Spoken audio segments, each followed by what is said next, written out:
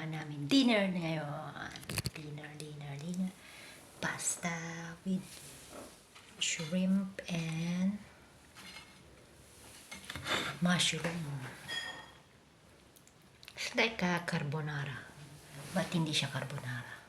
It's easy to cook. Ito ang pinakamahirap na ginawa namin kanina. Yung karne. May plat na harina. Medyo mahirap pero masarap. Worth it naman yung ginawa namin kanina.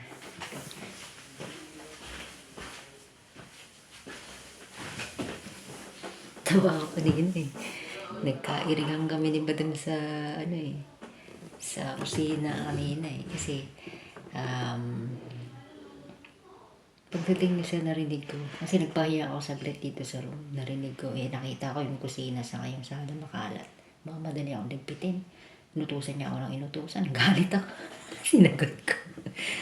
Pero mamaya okay na rin naman kami. Sabi niya, next time huwag mo kong sasagutin ha. Okay, madam. Mamaya okay na kami.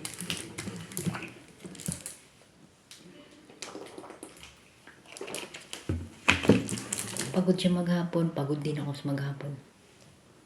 Mas marami akong ginawa sa kanya. Siya pagkagising, atid ng bata sa school. Tapos ako pagbalik niya dito, binaba ko yung mga pinamili niya.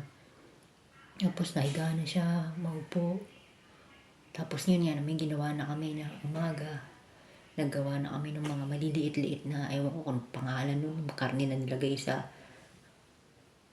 ganito rin. Tapos maliliit-liit na kinuba na maliliit. Tapos pag-iwahiwalay mo pa. Masyadong matrabaho. Pero tapos naman namin.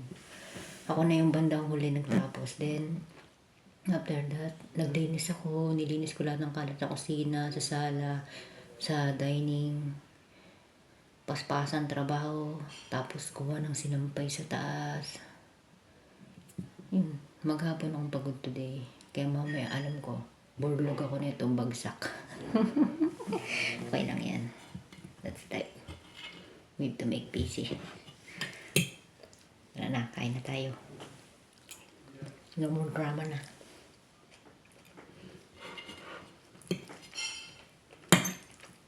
Na kumain.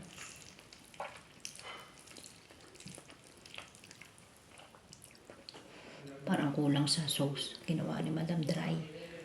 Parang siya.